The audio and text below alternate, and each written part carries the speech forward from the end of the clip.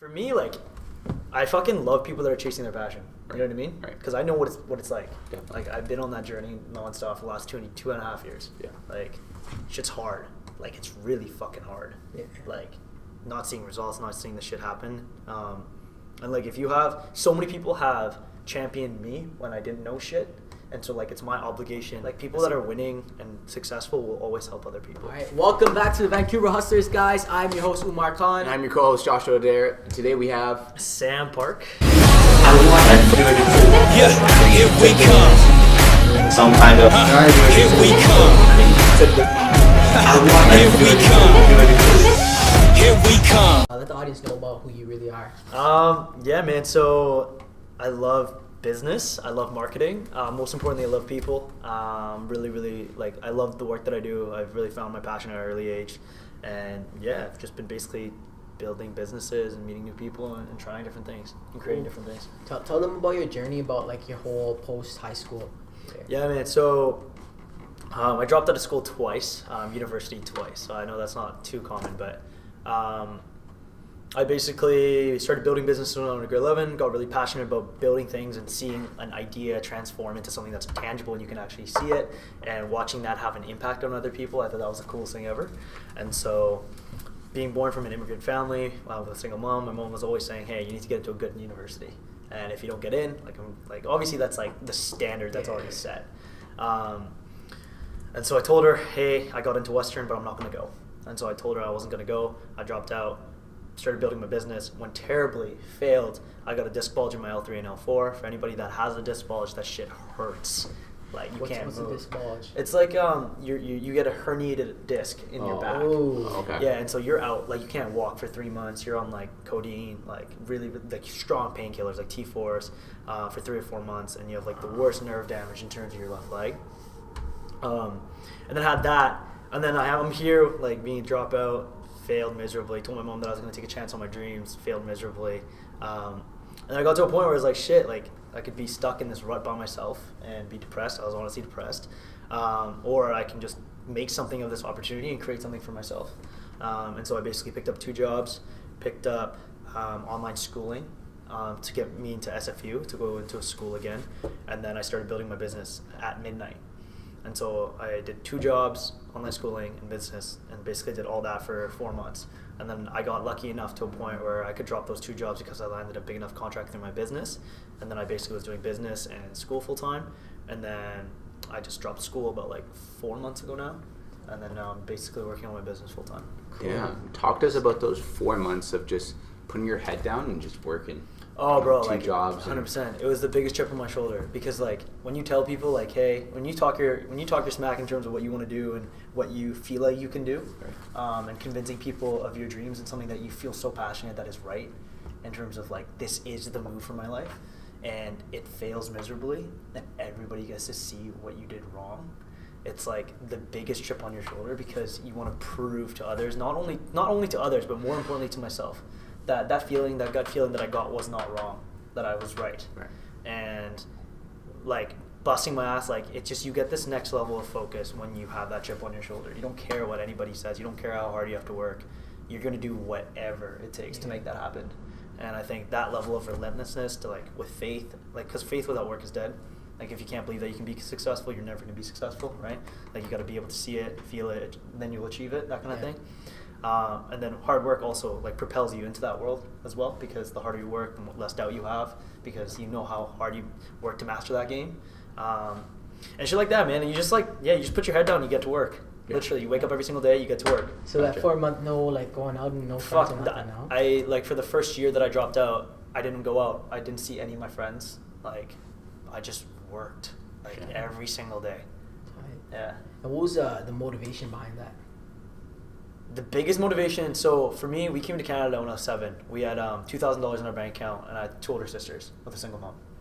And my mom couldn't speak English, but she was a hairdresser, so, like, got to a point for us where growing up, we didn't have, like, food or electricity in the house sometimes, right?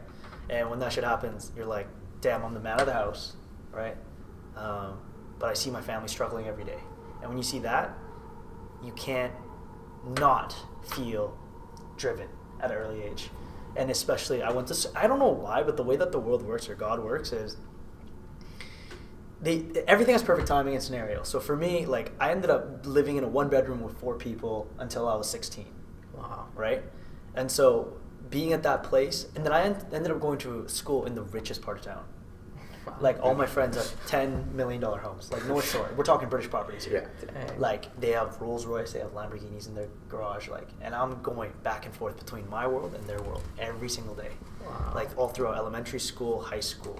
How does that feel? Holy Yeah. shit. Every day going to school. Dude, like, when we go to house parties, they have, like, a mansion. We're talking, like, Beverly Hills type of shit. Like, pools. There's people that are bringing, like, the nicest champagne bottles. And then, like, going from that, and then going from, like, kids, like, going to Hawaii, Maui, having their own cabins in the Okanagan or whatever. And then coming home, you start to realize, like, shit, what happened with our family? Where did we go wrong? Right. You know what I mean? And then you start to realize, like, if you've been capable enough, or if you've been fortunate enough to be born in that setting with that type of exposure, you start to understand that you're just built differently. Yeah. Your work ethic, the way that you look at life, the way that you learn to take opportunities and make the most out of it, you see it in a completely different way. And that's kind of like the way that I start to see it. And then, yeah, man, I just, like, that drove me a lot because I wanted to buy my mom a house because, like, that was her biggest dream. Gotcha. And, like, Wow. that's the reason why I still work really hard, because I just want to buy my mom a house. That's it. That's tight. Yeah. Cool. Okay, and then you talked about businesses earlier. What business exactly, and like in order? Yeah, to so try? I started, like, a landscaping company, cutting trees, like picking up stones, shoveling, all that stuff. I'm sure you know that a little bit, right? Yeah. And then we tried building an Alzheimer's app, failed miserably too. And then we Alzheimer's tried. app. Yeah. Go into that. So so one of my close friends in high school, his grandma ended up getting diagnosed with Alzheimer's, and so we're like, crap, like, what can we do with technology to basically help alleviate the symptoms and make it a lot easier for the caretakers to take care of the patients. And then we just started, brainstorming different ways that we could help. I mean, it never went through. We did the design for it and everything, but it just never really went through because of the legalities around it, and we just didn't understand anything at a technical level to execute it. Yeah. Started, like, selling lemonade in the freaking, like, I remember we literally created detox waters because that was our thing. Went into the middle of downtown, got a freaking jug, sat out in the middle of downtown, and just started handing out waters. And, like, just selling water like that. You shut down by the cops, or? No, man, no. You make a few bucks? Yeah, we made a couple bucks. Nice. Did that in the summer. And how old were you guys at that time? Oh, fuck, we were, like, 16, man. 16. Yeah, Wow. 16. So, like, Tight. Yeah. that's, like, the type of stuff that you do when you're, like, 8. Yeah. You know what I mean? But, like, we didn't have that ego. We're like, no, we just Yeah. want to make this work somehow. Right. And then we started building that, and then I ended up, like, kind of jumping into the social media world. It's like, hey, apparently young kids are supposed to be good at social media. Like, I'm young, maybe I get social. Like, I really didn't understand social. I feel like people have this misconception that if you're young, you understand social media and marketing. Yeah. That's not at all. Like, it's not at all. The depth that requires to do really, really good social and branding, it's a different ballgame. And then I was, like, young, naive, so I started trying businesses for, like, a couple $100 a month, saying, hey, I want to do this for you, I want to do this for you. And then cold called, cold email, I want to sign this, I want to do this, and kind of started building that. And that failed miserably, which became an iteration of the company that I'm building now called Instinct Media. We are a social media agency that basically helps leverage social media to increase their brand presence and overall bottom line. And then we ended up getting dragged a little bit into the event space. So we started throwing events for League of Innovators, created by Hootsuite, and then we hosted the first and third LinkedIn event in Vancouver. Nice. And then I'm also a creative in residence with Microsoft. So basically I threw all the Microsoft series in Vancouver. Cool. Right. Yeah. So you started off doing social media for people trying to grow their business. Yeah. That lead into events. Yeah, eventually. Sweet. Yeah, because you just meet so many people. Right. You know what I mean? Like, you're networking, and, like, I'm a big believer, like, in growing your personal brand. Yeah. So I, like, invested a lot of time into LinkedIn for a short period of time, and just, like, started hyper connecting with a lot of people. Like, even in high school, I'd send, like, 20 emails a day trying to connect with local business owners. Yeah. Just, like, meeting them, taking out for coffee, listening, advice, like, Right. like at an early age, and I did that consistently until I'm today. What sparked that? Because like where'd you did that just come in your head one Bro, day? I wanted to buy my mom a house. So it just- like, it shit just- wasn't a joke. Like, you just- 100%. yeah. Like, I really wanted to become successful. Sweet. But like, what specifically inspired you to shoot out the emails? Like personally, right? When I got into the business scene after like the Ty Lopez commercials launched out, like, dead ass. You can hear him on every single YouTube channel. Every right? channel. Yeah, Never my garage. I didn't have the money yeah. for 6-7 steps at the time, but I'm like, yo, this guy has books. He has a Lamborghini. Okay, I'm gonna start reading books. Yeah. And then the first book I stumbled on was Think and Grow Rich, and that kind of sparked That's the whole such a good book. learning and Dude, entrepreneurship. That's right? one of the best books ever. But what was the thing that sparked your shooting out emails or like starting to pick up books or stuff? Was it just your mindset or someone specific? You know, like, when I'm talking about, like, I got obsessed with this. Like, I really got obsessed with this. It's like, I used to care so much about, like, you know, when you're in high school, you care about popularity, parties, girls, and all that shit. You know what I mean? Yeah. Like, preparing for university and all that stuff. Like, in grade 12, I dropped so many classes in terms of, like, I didn't go to French at all. I almost got expelled for that because every time I would not go to French, I would go into the library and go on the whiteboard and like start building a list of people that I want to contact. And the reason why that kind of really got sparked is because high school didn't get, like, the way that I saw it was if I went to school and went into debt for 4 years and then I basically got a job at like a big consulting company, that's going to take me at least a couple years to pay back. Yeah. And then on top of that, I'm going to have to build a certain amount of like money to basically do that. And I was like, I just knew I wouldn't get there. Yeah. And so I knew that at a very early age. Like, I'm going to have to try something completely different. And so, like, I started self-educating myself in terms of books, content, and then just trying different things. And, like, the more that I learned, the more it fed my curiosity in terms of, dude, when you're in high school and you're learning, let's say, from, like, a head of, like, let's say a marketer that's, like, you know, a marketer seems so professional back in high school, and you're learning about what their work is like and how they learned it, all you want to do is just learn more and more and more and more. And so, like, those coffee meetings get so addictive because all you're doing is just hyper learning. They tell you what books to read. They tell you what type of questions to ask. They're like, hey, I know a buddy of mine that you should meet and you should talk to him or her. Like, there's so much stuff to learn, and it just self-feeds itself in terms of, like, propelling itself. So the people you're reaching out to is ideally people you kind of want to learn from. Oh, yeah, of course. So, like, you've searched, like, marketer on, like, Google. Yeah. look No, for on locals. LinkedIn. Nice. LinkedIn and then Google. Yeah, we, like, if we wanted to, like, let's say if we wanted to work in the restaurant space, hop on Google, type in restaurants within the local area, send them like at info@whateverrestaurant.com. Saying, hey, we're young, two high schoolers, would love to just take you out for a 15-minute coffee, would love to just pick your brain in terms of how you run your business and kind of figure out if there's any way that we can provide value, and we just want to learn. Yeah. And you get like these meetings and stuff. Yeah, That's awesome. 100%. Dude, if you ask, like, a lot of people are willing to give you meetings. Yeah. It's just nobody asks. Nobody asks. Yeah, you're right. Nobody asks. You're right. Yeah. It's so tight, man. And you still do that to this day. Not as much, obviously, but. So the biggest issue with me now is, like, I don't want to take as many coffee meetings because, like, I have stuff to take care of in terms of work. Right. There's a lot of coffee meetings that people want to meet and hey, do this. So it's all been like figuring out the priorities in terms of the people that I want to meet. But then that's the thing with people. It's like you never know what that person can hold. Right. You know what I mean? Yeah. Like, even a person that I meet on the street randomly, we might end up working on a project together. You never know. Yeah. And, like, that's the thing about, like, people. You can never know where that relationship's going to go, and always leaving that open-ended. And just because people have a certain title in terms of they're the head of this or the vice president or the CEO, yeah, that's cool and all, but, like, there's some really cool fucking people that don't have those titles that are really, really making waves. And it's like, I don't know, you take your pick in terms of who you meet. Definitely. I met him 6 months ago. He was a complete stranger. Yeah. Crazy. He came up to me and just said hello, and that's it. Crazy. Right, now we're doing a podcast. Backstory, dude. So I'm actually, like I said earlier, I'm from Ontario, Dope. a city called Pickering. Dope. It's like 30 minutes outside of Toronto. Yeah. I flew here in October for school, and then I'm at this community college. Yeah. A bunch of old people. Right. Right. So no friends, basically. They're all old people. So I'm like, fuck, it's gonna be depressing. So I start chilling at the library and just trying to people watch, see who's similar my age or similar to me.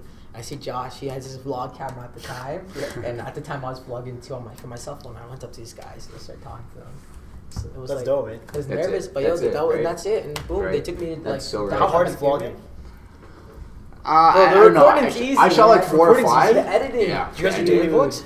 I used to. He used to. Dude, I did daily vlogs too. I lasted 8 days. Yeah, I lasted like 4. Holy. I lasted think 4. I did like 30 or 20. They're all on YouTube. Bro, that is like no 30, joke. 20. Yeah. Yeah, dude, They're it's no hard. joke. Yeah. It's hard. Especially is. like at the time when I was doing it, because I just want to copy Gary, right? Yeah. But it wasn't like his style. It was just like, he was just like fucking like put out content, Yeah. just document. So I'm Yeah. like, okay, I'll document. So I was like, bro, I was just editing from my phone too. Like no Totally. music, nothing high end. Dude, that shit's priceless because I guarantee you 5 years from now, 7 years from now, you guys are like ambitious. You guys are already starting your own stuff. Like, you guys are going to be somewhere.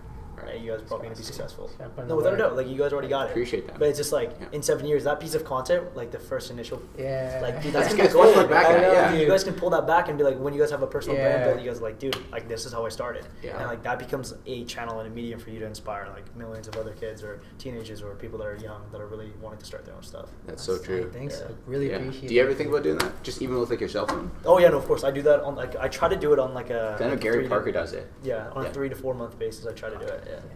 That's what I started doing too. Because once I got busy with like school, podcasts, and all this, what I'll do is I went to me, him, and one of our other friends went to Seattle the other day. Yeah. So record the whole thing, edit Yeah. it, and it's ready to post. So I'll kind of post like once a month, just to Cool. have something in there, you know, For to sure. look back on. For sure, man. It's like, yeah, for Yeah. sure. And like, I think a lot of it, it's just like, that stuff becomes valuable when there's a lot of value and brand equity attached to your name. Right. Just being like, this is how I started. Yeah, You know, definitely. And that makes waves. Definitely. Yeah. Cool, I man. didn't even look at it like that, you know. I looked at it more as a perspective, just like having a project to work on, right? Because at the beginning, Right. it's a struggle. Like you don't know what Oh, to yeah, do, man. right? Yeah, of course. You're trying to do Yeah. everything. Doesn't matter if you get paid, you got to be working on something. Yeah, You know what I mean? exactly. Like, I was just gonna say, growing up, so you said you separated yourself from a lot of your friends for an entire year. yeah, dude. Did you, was it hard making friends that were on the same wavelength as you, same path, like? Same Yeah, man. So mindset? I was lucky to have like my best friend at the time in high school that was really, really involved with me in terms of building the business, which I'm super grateful for. Just mainly because we like would exchange a bunch of ideas and build it off, but like nobody else outside the circle would understand. You know what I mean? Like I'm sure a lot of the same things. Like when you guys are talking about building your business and creating podcasting content, we didn't have, especially in that community too. You know, like it's really wealthy there. Yeah. And so the mindset's a little bit different. I'm not saying it's for the worse or the bad. I'm not going to put any labels there, but Right. it's a different mentality. And so there's not a lot of people that are willing to self-start and self-build. And so yeah, it definitely like the mentality shift every time like is different because for them all they cared about was going to school, getting good enough grades, partying, ladies, and all that stuff. And like as much as like, that was a lot of fun for me, Yeah. but like I was like I got to do something different because I'm not going to be able to go that route. Definitely. Yeah. But that's a cool experience for you because even though you weren't in that lifestyle, you're technically in that lifestyle to see what it's like. Oh, of course, man. Right? Like I was fully in it. Yeah. But it's just like you know when you do something, but you know that like you got to do something different. Yeah. That feeling. Yeah. Yeah. This is one of those. Yeah. And so where's when you keep putting yourself back in that position? Yeah, man. Like I remember, like okay, so from downtown to West Van, I'd bus. Okay. Like I'd bus every morning and every night. And I used to play a lot of rugby.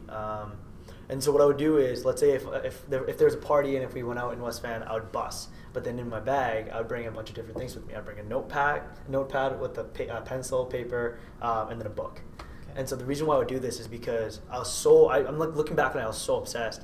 I was like, I loved reading so much and learning that I would go to parties, get super drunk, and then on the bus ride home, which is like a 40 to 15 minute bus ride, instead of just chilling, I'd like whip it out and like take Wow. notes and read. Yeah. Wow. Like I remember one of the first books I did that was with John Maxwell, 5 Habits of Highly Successful People. And you just start doing that on a continuous basis and like just like you just become obsessed, bro. You Yeah. love this so much because you are able to see how much you develop as a person, as a man, or as a character. And you see like the instant change in terms of like yourself compared to let's say 3 months ago. Definitely. It's like that stuff becomes such a like a continuous cycle. It's crazy how you say that because, so like I said, for me, the whole reading entrepreneur journey kind of started back around 2014, end of 2013-ish. Yeah.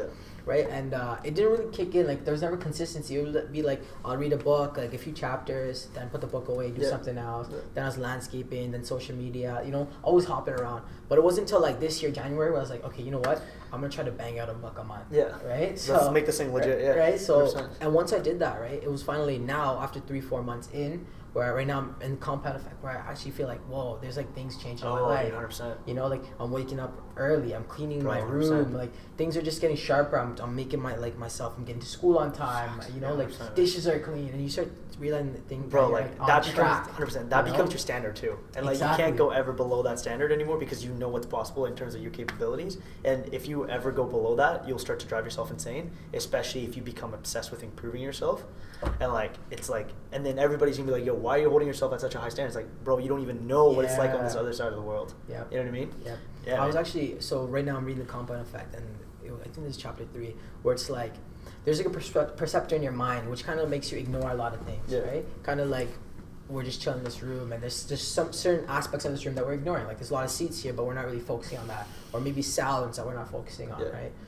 That's just like how we think. So if we're reading a lot of success books, a lot of listening to success audios and stuff, we start to see the stuff that we're ignoring. Of course. Right? Yeah. So once like I read that, I'm like, wow, like you start to pick up, like, you start to pick up, well, you're looking at the world with a different lens, right? Exactly. Like the things that don't look like an opportunity end up looking like an opportunity. Exactly. Now. And like, so you only go as far as you see.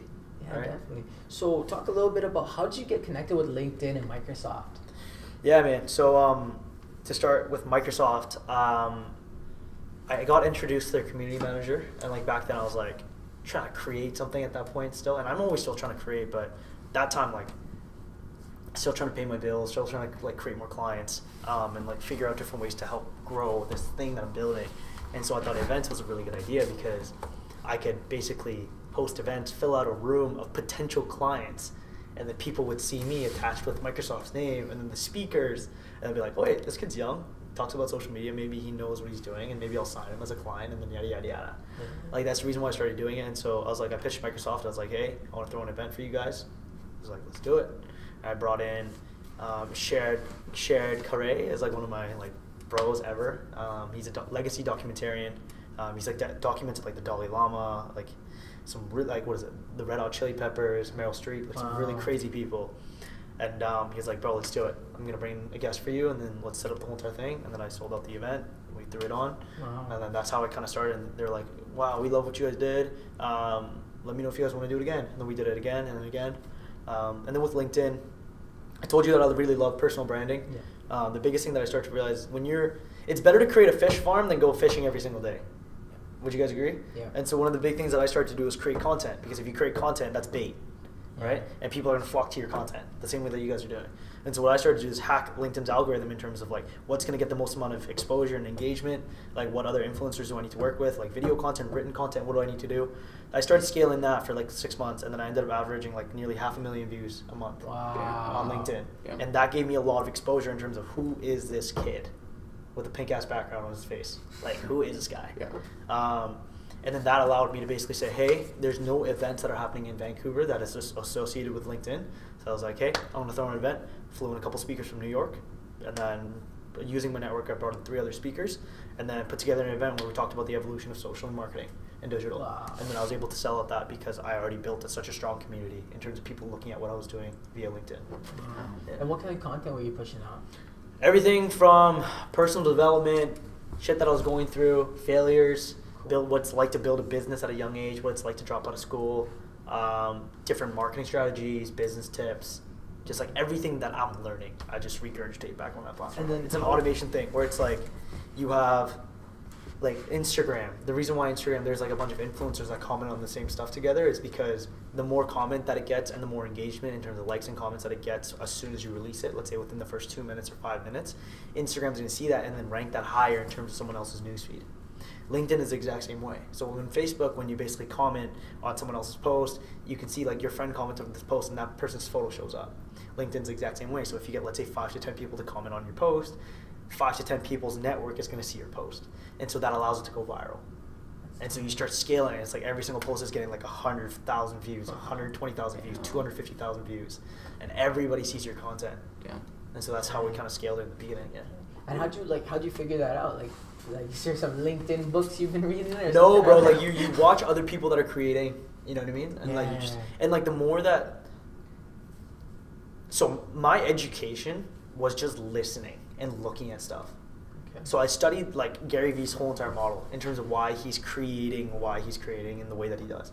Like the reason why he does a video is like it allows him to transcribe into video, text, photos, podcast. 4 different forms except with one content shoot. Yeah. That's maximized efficiency, right? And so you start to study all these trends and you start to figure out, okay, wait, as a marketer, you start to learn these things intuitively in terms of why people are doing them, and then you pick up on strategies that other people are doing without actually telling you. But the thing about digital is it leaves footprints everywhere you go, right? So you can see how often a person's posting, how they write their content, what type of photos and content that they post, and using that becomes your blueprint to create your own. And so when I started to see people doing that on LinkedIn, I was like, why don't I just do this and try to see if I can use these strategies for my business goals? Yeah. That's nuts, bro. Yeah, man. What was the shoot to LinkedIn? Like, why was it LinkedIn that you targeted? Like, I'm sure you guys know how hard is it to scale on Instagram. Yeah. Like, Instagram was easy to scale back when it was like, what, 2015, 2014? It was a lot easier, right? LinkedIn is a very new platform. Well, it was very new before it got super saturated. And so there was less people just basically trying to raise their voice, trying to get attention. And so if you're like an early adopter into that scene and you know how to act that place, it becomes a massive, in terms of the amount of attention and energy that you give it, the amount of return that you get on investment, and just like the results that you get is significantly better. Cool. And that's the reason why LinkedIn was a choice for me. Cool. And so, like, studying Gary Vee's stuff, where you just like watch his content every single day. Dude, I watched every single one of his keynotes at least 5 times. Dang. I'd literally study the way that Gary spoke. Like, people would go into client meetings or coffee meetings with me and be like, dude, you sound like a little Gary Vee. I'm like, shit. Maybe I've been listening to too much of his stuff. Right. But then you just start to understand, like, the business lingo, the way that you, like, talk, whether to be aggressive or to listen. Like, you pick up so much if you study someone that's always on camera. And you start to pick up their behavior. Like, what's the difference between me listening to him, let's say, 6 to 8 hours a day compared to having a friend that talks to me 6 to 8 hours a day? It's a huge difference. No, there is no difference. No? Because What? he's speaking the same thing. All I'm doing is just listening and picking up his thing. Like, I'm just not in person with him listening. Okay. I'm just Gotcha. listening to him consistently. So okay, it programs yeah. me in a way to speak in that way. Okay. Gotcha. Fair. But I mean, like, if you're actually speaking to him, he'd be catering more towards... of course. But then you obviously know when to, like, listen to yeah. some of the stuff and when to not. Yeah. Yeah, depending on how it fits with what you do. That's cool. So, at the stage you are right now, what advice can you give someone who wants to be kind of like you? Or I don't know if you want to be like me. or at least, like, because, like, you're starting up and you're doing a good job. You have some good flow going. Like, somebody might aspire to be like, hey, I want to be like Sam, or maybe even better than Sam. It depends. Like, I think education is a big thing. I feel like a lot of kids are put into a high school system or education system, and they're told to do this, and they've been hardwired into a way they're like they've been built and they've trained their brain to take orders and take tasks. But this world that you play in, it's like the only value that you have is your idea and execution. And so the biggest thing that I'd say is just go out there and create and create and create. And if you can consistently create, like, you will get somewhere because people will notice what you're creating, even a friend and something like that, and that becomes a sense of encouragement to consistently create. Cool. Tight. Yeah. Tight. Awesome. And with that whole being said, though, it's hard to channel their minds differently because they've been programmed that since like 6 years old, since kindergarten, all the way up to college. Yeah. You know what I mean? And so for somebody, even for you to be self-aware enough to just be like, okay, I'm dropping out now. This isn't for me. Yeah. And then, because you said you're a huge learner, was school your thing, or were you smart? Well, yeah, no, I could get good enough grades school for me to go into a good school. Gotcha. You just weren't motivated. I could not see any value. Like, I got a 3% in marketing. 3%? I got 3% in marketing. Out of 100? Yeah, out of 100 in high school. And now I'm, like, running a marketing company. Yeah. And, like, the reason why that put me in that place was I didn't understand how this teacher knew the world of marketing in the way that I did. Right.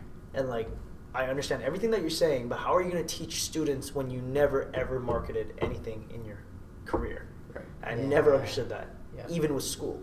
Yeah. Like, some of the lecturers here, and I don't want to, like, pinpoint names, but some of the lecturers that are teaching some of the courses, they've never been a practitioner. They've researched it and studied it, but they've never learned what it's like to actually apply it. With, like, business stuff, they just show up, they read their book, 100%. They get their degree, and but, like, now they teach you. The thing about business is it doesn't matter how good your theories are. Yeah.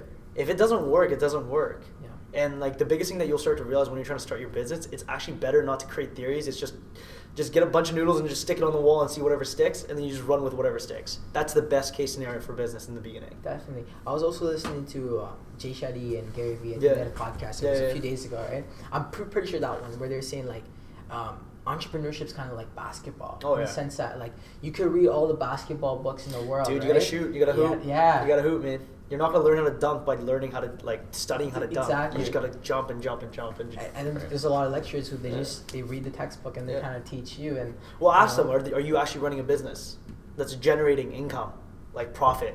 Right. Like, are you guys generating money? And 9 times out of 10, if they were, why would they be teaching? That's my question. Yeah. Wow. What do you think about, like, the top schools like Stanford? The brand name is great. But the thing is, if you don't come from a wealthy family to pay, let's say, $100K a year for tuition, I don't know if that's the right move for you. That's true. And the big thing that school will always tell you is, and I don't want to bash on school because school's great for certain people. Like, there's a lot of companies that hire from school because they need to. Not everybody's born to be an entrepreneur or a leader. Yeah. Like, for every one leader, there's like a 200 to 500 people that need to join that movement. Yeah. You know what I mean? Yeah. And like, everybody's built differently, and there's nothing wrong with that. Like, I think we glorify leaders a lot in our society. But Like everybody should be one. Everybody right? should be one, but I completely disagree. There's a lot of benefit, like as Gary always says, being the number 2 or 3 or 4. Yeah. Like being the top 5 or the top 10 of like, let's say 1,000-person company. That's a big deal. That's a huge responsibility. But like, if you know what it's like to be a leader with your back against the wall, with like a couple people depending on you in terms of the financial, and they have kids and all that stuff, you're playing with a different ballgame. Yeah. And when you are in that situation, you don't want to be a leader. Because that stuff, like, you have to pull a rabbit out of your ass somehow. Yeah. And the only person that you can ask for help is you and God.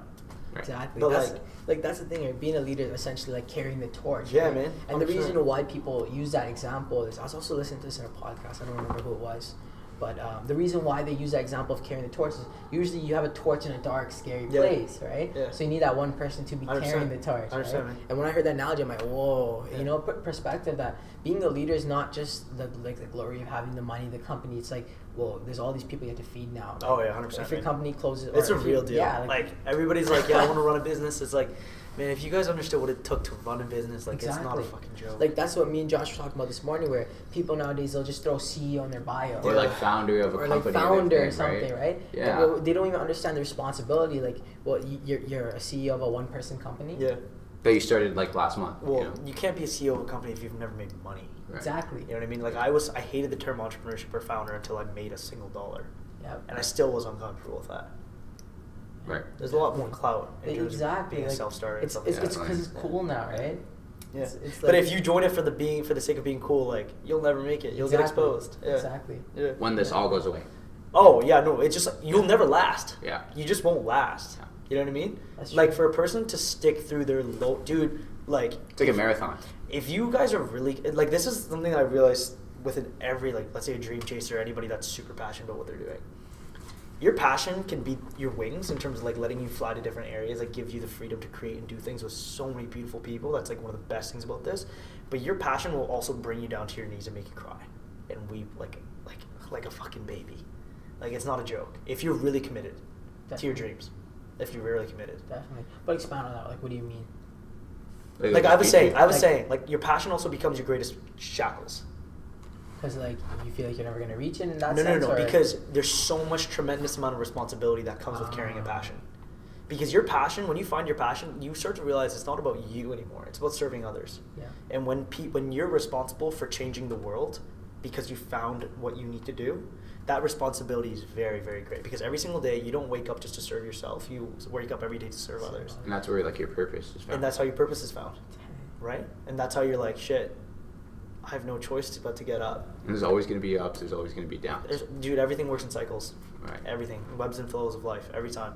Like, even if you we always talk about consistency. The only thing about consistency is the fact that you just show the fuck up every single day and you put in the work. Yeah. Whether you feel good or not. Some days you're going to feel great, some days you're not, right? But that's the thing about consistency. Definitely, dude. Yeah. And then talk a little bit, because we haven't really talked about this on camera, but your whole run-in with Gary Vee. Yeah, man. So, okay. So, when my business failed, I was on YouTube. I was looking at a lot of the content in terms of business and success and motivational stuff, that kind of stuff, because I was just in a rut. Yeah. Like, I wouldn't even say it's a rut. I was, like, deep in. Like, I was in a really, really bad place. And then got to a point where I was like, shit, I want to go work for this guy. He's so cool. Like, he's like an aggressive, like a leader that's also like really, really like knows his shit in terms of business. And I was like, man, I want to go learn from this guy. Like, working for him, that would be much better than going to school. So I was like, hey, I recreated this whole entire website, and then I put my face on there, and then I put who the fuck am I, put my information in terms of how I grew up and what I did. And then I basically said I'm willing to fly down to New York for free and then work for you for free. I just love an opportunity just to work. And I got on a phone interview, and then botched the phone interview because I still talk like a high school kid, right? And they're like, I can't hire you for a 500-person firm, like, right?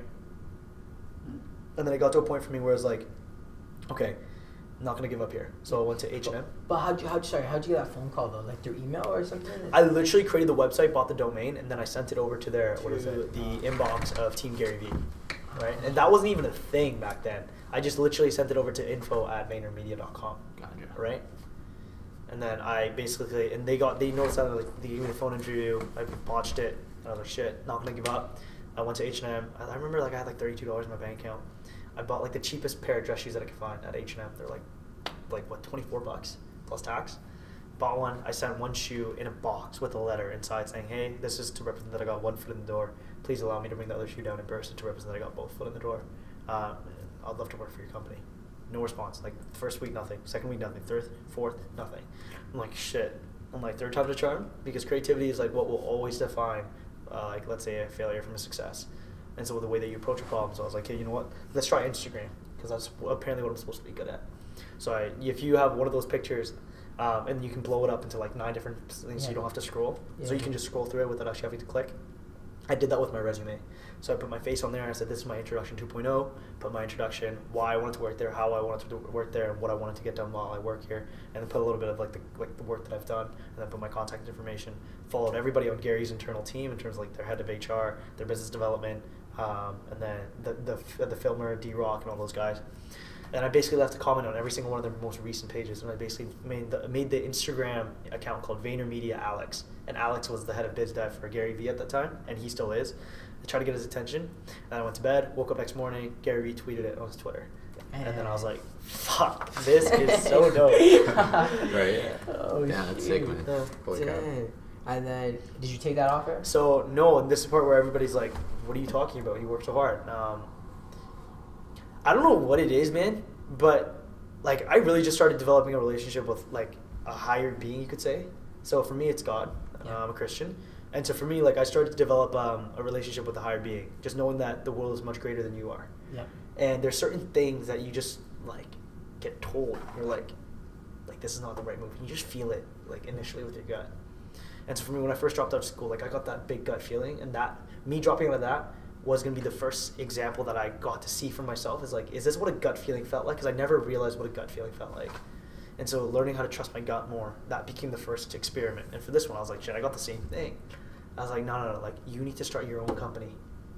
Even if you work for Gary, you're going to get a really nice paycheck, let's say at the end of like, let's say you work for 2 to 3 years, you bust your ass, you become a top performer within that company.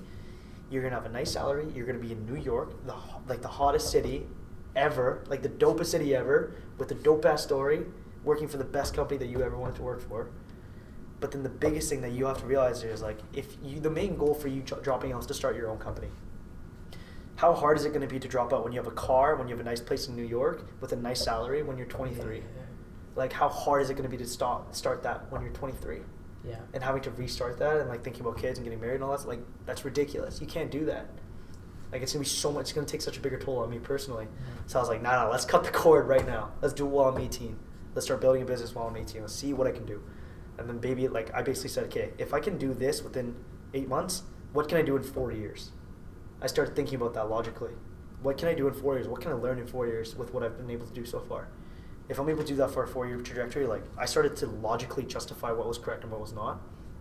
And then basically I said, hey, I'm not gonna do it. And then a year later, I landed a contract that allowed me to basically work on my business full time. And then I ended up getting 2 free tickets to a conference called the Real Talk Summit. And Gary Vee and D-Rock came into Vancouver. Damn. And I met both of them. Nice. And they were like, shit, yo, you're the resume kid. They remembered you or like so D-Rock reminded me. Shit. He's like, yo, you're the resume kid. I'm like, yeah, that was me. And so that was like the biggest confirmation is like, bro, you did what was the right move. Wow. And so I was like, that's crazy. Like, that's insane. That's wild, dude. That's Holy nuts. shit. That's awesome though, dude. Cause like you chased it, man. Like that was your vision. You got it. And once you got it, like, wait, hold on, I can do something even bigger than this. Oh yeah. That's nuts, dude. It was just kind of like for you to believe in it. Like that's sweet, bro. Like if you don't believe in yourself, like nobody else is gonna believe in you, man. Right. Dude, that's a crazy. Because most people would just bro. taking the job, like, yeah, I'll get paid good. Yeah, I mean, that's the thing. But yeah. like my goal was never to. There's a lot of arguments that can be placed here, and it's so different and contextual for each person because a person could go work for Gary and work for his company for 2 years, and then learn a lot, and then leave, and then start his own thing. Yeah. But then for me, I don't know why, but I just know what I'm supposed to do. Yeah. Like I just know like that isn't like I don't know what it is clearly in terms of what I'm supposed to do, but like I know why I'm here. Okay. In terms of why I need to do what I'm doing, and I didn't feel like my purpose was in linear with what was gonna happen when I worked for a big company like that or a big enterprise like that. That's nuts, dude. Yeah. And you just came back to that gut feeling, right? Yeah, man. And like as much as I want to say it's me, but like I'm like a vessel, man. Like everybody looks at it as like, yo, you're doing such crazy things. Like it's not me. Like if people just understood that, like we can only control so much because everybody thinks. But the thing is, the things that we have control over make a huge impact. Yeah. But if we, like, let's say, like how like in a percentage wise, let's say 100% out of 100, how much like percentage would you say that you have control over your life in? Honestly, you go first. I'd say about 50%. Okay. What about you? I say 60. Okay. So in terms of the other 40 or 50%, what do you think that is? Faith and what else? Just God. So like, but in terms of like luck, do you think hard work? Like, what do you think plays Like, into the there's Values. Values. I say values. Values? Go ahead. I'd say like luck and hard work because luck and hard work. So how do you define luck? correlating. Luck is something like when you put your time and your energy into something, and then luck is kind of the part where the shit just works out. Right. But then you understand why does that shit work out? Because of that work that you put in. But then in terms of you putting in that work, but then the way that it lined up. Like for me, the biggest thing that I started to realize is once you start getting more opportunities, you start to realize like there's no way I could have done this by myself. Yeah. Even if you put like there's so many people that work just as hard as you do, but that don't get these opportunities. And you're like, what? And don't get me wrong, I fucking work my ass off for this, bro. Like don't get me wrong. But like there's just certain things that I'm just like it shouldn't be like this way. But then you start to realize like for me like I start to understand like God always gives choices, right? Like if God gives you an opportunity, you have the choice to take it or not, right? And that's the way that I kind of look at it. And if you don't take it, then that's fine. You get to do your own thing. Yeah. But if you work with Him, then He's going to bless you a lot more in terms of the opportunities that are going to be created in the future. Yeah. And so the reason why, like, the biggest thing for me was it took a huge personal toll on me while I was trying to create my business because you literally have the world on your like that's what it feels like when you have big aspirations. Like when you're grinding, like it feels like you have the world on your shoulders. And the way that you can shelter through that pain and not come out broken and come as a whole piece in terms of as a human and as a man, it's really hard. And that's the reason why we see successful people break down all the time. Like I don't even want to use like Britney Spears, like Tiger Woods. Like Tiger Woods has a massive like infidelity problem, and like that becomes a problem because of like the path that he took as becoming successful and all that stuff, right? And like the thing about when you become successful, it never changes who you are. It does change you, but it always shows more of who you are, right? And if you're broken in terms of the progress that you made, like it becomes super hard. And so for me, I realized that it's like, okay, I could rely on my mom, I could rely on the people around me, but what happens if they die, right? Like who do I lean on? And the biggest thing I was realizing was like, okay, what happens if I lean on something that people can't see? People can't like take away from me until I die. You know what I mean? Yeah. And that becomes your greatest motivating factor because there's not a single person on this planet that can take God away from me. Yeah. And if He is able to nurture me with the energy and the motivation and the purpose, I don't gotta do anything other than just follow Him and then make sure I put in the work. Yeah. That's it. You know what I mean? Yeah. And as simple as I put that, obviously it's very difficult to get there, but like that's as simple as it is for me. And everybody to each their own because everybody has different faith and different belief systems. I totally get that. I'm totally open to that. But for me, like it was like, dude, like just work and focus on what you can control, and then God will take care of the rest. That's tight. Yeah. I love that perspective, man. That's super cool. Yeah. Yeah. You know, it's like you put in your work and you leave the rest in God's hands. Because what can you control, man? You can only control so much. Yeah. Right? Back to your question, how much do you think you control your life? I'd say a solid like 30 to 40%. But then 30 and 40% that you do get to control makes a huge difference because there's not a lot of people that are leveraging 30-40% as well as they should be. And the people that utilize it well are in a lot better place than a lot of the people that are like 30 or 40. Yeah. You talk about utilizing, right? And the book I'm reading right now, Compound Effect, Darren Hardy, the writer, he's actually an entrepreneur, trainer, and mentor, right? Yeah. And he's saying a lot of times when he mentors people, he just kind of shadows them for a day to see what they do. And the amount of time a lot of people waste in simple things like just like watching the news, Oh, yeah. right? Or the younger generation, you can say scrolling on Instagram, right? Yeah. Where they'll say they're putting in the work, they'll put it on their Instagram, and like they make it look like they're productive, Yeah. but in reality they're not really. 100%. Right? And that's, So- bro, that's just the time. Sorry, Yeah. what was, I'll let you So, finish. so the finishing was that whole utilizing your full, if in your case 30 or 60 or 50, it's like that comes into play, right? 100%, man. Like, just use your time. Yeah. And like the more that you know, I was like listening to a podcast. It's like the subtle art of not giving a fuck. That thing. That You- orange Yeah, the orange right? book. Yeah. There's a saying there that really like caught me. Is like, if you start to give fucks about that shouldn't be fuck worthy, then you don't have meaningful fucks in your life to give away. Does that make sense? Like, Yeah. like if you care about stupid shit, like Yeah. you start caring about what people think about you and all that shit, then that means you're not working on stuff that's like fuck worthy in your own life. Yeah. That you're looking for other like fucks to give to other Yeah. people. And I was like, oh my gosh, that's a no brainer. You know what I mean? is. Yeah. Well, it's like. That's just it. Yeah. Right. It's as simple as that, dude. And like, dude, like you just don't care what other people are doing if you're really doing your own. Because you're too focused. Because you're too focused on your own thing. Yeah. You know what I mean? Yeah. And if you're really focused, like you're probably not even like you just got no time to think about other thing other than creating this into an actual reality and a vision. Definitely, dude. Yeah. And I was going to ask you, so you went to Western Ontario? Western Ontario, but I didn't like take a foot on campus. I got accepted and then I dropped out in the summer. Oh, okay. Yeah. Okay, cool. Yeah. Yeah. When would you get accepted for? I got it was Western Arts for sociology. Sociology. Yeah. So you knew definitely you weren't going to do that? No, I wanted to take sociology more than business. Oh, wow. And the reason why I chose Western was because it allowed me to do like arts, which I love. Like liberal arts is like super important because it allows you to like teach you critical thinking. Like everybody underestimates like poets and like all that stuff, but like Yeah. dude, like the critical thinking that's there can be exactly transmuted into business, and nobody understands that. Yeah. If you look at the top 50 millionaires, most of them actually don't have a business degree, and you look at why. It's because all about business is problem solving. And the reason why I chose sociology was I wanted to have 2 years of exposure in terms of the arts, and then I would want to get into Western Ivy, which is like a hyper sped up Yeah. business program. I'm sure everybody knows. And it's 2 years of just like business application stuff like that. And so I thought it was a really good balance. But then I was like, no. I want to try my own thing. Cool. Yeah. All right. So we're towards the end, but I just want to ask you for the last question. Yeah. Where do you see yourself in the next few years?